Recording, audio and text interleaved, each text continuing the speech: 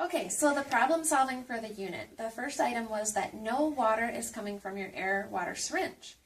The first thing that you'll want to do is check to make sure there's actually water in the bottle. And you'll learn how to do this in your unit prep. But you would turn off the switches, and in this one, the water bottle is way down here. And you would, after you've turned off your switches, you would unscrew that, lefty-loosey. And then once it's all the way undone, you can check to make sure that the water is filled into the bottle correctly. And then, if that is correct, let's see, I'm going to put this back on. And then once you're done, make sure that you turn the switches back on again once you have it fully screwed on. So if that part is correct, then the next item you could look for is, like I mentioned, that the water bottle has been turned on. You could find out if the pumps have been turned on by asking a friend to check their unit and see if their air water syringe is getting air or water from it. If not, you would need to tell the faculty that they should please turn the pumps on. The next thing you could check is if the plastic sleeve is actually impeding the water. So when you're putting this together, ideally what you would want to do is before you place the plastic sleeve, you're going to put the syringe tip in place. To do that, you just press on this yellow little piece, and then you pull out. To get it in, you press down again, and you have to fully seat it all the way in. If it's not fully seated, it could either A, not work, or B, it'll leak all over the patient. Consequently, if I put this on first, and then I put the air water syringe over the top, the plastic can get caught, and then it won't work as well, or it will leak as well. So then after it's done, then you go through, and if you look closely, there will be a little slit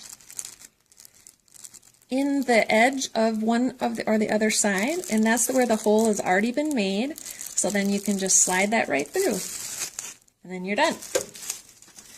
And then let's see, the last thing, oh, we already talked about being fully seated. So the next thing is that if your saliva ejector won't turn on, the first thing you would do is just ask a neighbor again to see if their saliva ejector will turn on, because then you know if it's your unit or if the pumps need to be turned on. One thing is that some of the units, the actual saliva ejector handle can struggle a little bit, and so you want to pinch the handle together when you're turning it on and off. And this one doesn't work that way, but just the handle moves up or down to turn it on and off, and you just pinch the sides as you're moving it, and sometimes that will activate it to help turn it on. And the last thing is that this plastic sleeve, again, could get caught and trapped. So again, you want to seat your saliva ejector all the way in. Okay, don't just do it a little bit because it'll fall out for sure. Try to seat it as far down as it'll go first, and then you'll slide it into the plastic sleeve. And again, you can find that hole. You'll have to make it slightly bigger, and then just slide that over the rest, and you're done. Okay, the next item was the chair will not move. So make sure that your chair isn't hooked on any other equipment. Occasionally, this will be out like this, and if I try to lift my chair up or something else will be in the way, it'll run into those items. Not this particular thing, but some of the other things. So first things, if your chair won't move, is make sure everything's clear or out of the way from the chair. And then try unplugging the chair only and replugging it back in. And we already showed you that it's the clear one for the chair. You just unplug it and plug it back in. If the actual chair bracket, sometimes students struggle getting this to move, make sure that the unit is on. So in the back, you always want to make sure that that says on. The pumps also have to be turned on in order for this to move. And then just to show you once how these move, there's always a release switch. And occasionally, it won't let you right now just go down. So you have to hit the release switch, go up, and then come down. And of course, the pumps aren't on, so it's not going down. Hence why it's not moving. Let's see, then the chair makes a soft beeping noise. Oftentimes, the problem is that this particular item that moves the chair is snuck up underneath the chair too close. And if that happens, it'll go beep, beep, beep, beep, beep, really light. And all you have to do to change it is just get this moved out further away from the chair. If this doesn't work, you can try plugging the chair back in and out. Then, let's see, there's no water in the Cavitron. Again, you would check to see that there's water in the bottle and that it's been turned on. Make sure the Cavitron has been turned on. And then last, you would do this reconnection. Again, trying to make sure that this got fully seated in here. So you would just take it out, depress that with your thumb, and then push as hard as you can, and then release. Let's see, what else do we have? The Profi angle doesn't work. The first thing that you would want to check if this isn't working for you is find out if the pumps have been turned on by asking a peer or a friend if their unit's working. Make sure that the hand pieces are all lined up correctly so that it's not switched. If this blue one is over here instead of here, it won't work. Okay, and you'll get a weird hissing noise out of the other one instead.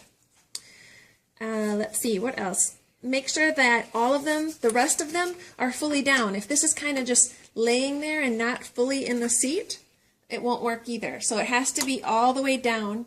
That deactivates this one so that this one can be activated. And last but not least, you can always try getting a different rubber cup. Occasionally we have some trouble with the disposable items of polishing, and you can just try a new one. Okay, what else? The light won't turn on. There's not a lot you can do for this, but one thing you can try is unplugging the chair and plugging it back in. The other weird thing is occasionally just moving it around, kind of broad movements for a while, and then trying it. We've had some loose wiring occasionally in here, and sometimes moving it around will reactivate it. And last, if none of those things work, you have to tell your faculty person that you need a new light bulb in your light, because that's probably what's wrong, or the fuse has burnt out. A hissing noise from the tray, typically that happens because these are not fully seated, and the other reason why is occasionally these actually just get pulled off like that. So always make sure that those are all the way up and seated as well if there's a hissing noise from your tray, your bracket tray. And then, let's see, the hissing noise from the water bottle, it's most likely that it's not screwed on correctly. So make sure that when you're unscrewing it and screwing it that you try to stay as upright or vertical so that you keep aligned with the threads appropriately. If it was hissing, I would try unscrewing it and then carefully screwing it all the way back on until it's tight. You don't want to crank on it so that you wear out the threads, but it does need to be secure or, firm. And then make sure that the correct source is on for the water bottle. Again, occasionally if this is on something different, you might get a hissing noise, or more than likely it just won't work. Then, Dentrix isn't working. This tends to happen more frequently than we would like. The first thing that you can try is once Dentrix is up, you just want to exit back out of Dentrix. So you go and close out of all the different windows of Dentrix. Then once you're out, you can try going back in and seeing if it will work. And the passcode is just MSUM and then lowercase fall, FALL. If that doesn't work, you can try turning the computer off all the way. So you would go to the shutdown function and then just hit shutdown, or you could even just go to restart. You can alert the faculty and the other students around you if you're having trouble, because most likely the problem will spread to the other units. So if you know you have to shut down, tell your IC or a faculty member so that everybody else can also shut down and get a reboot going.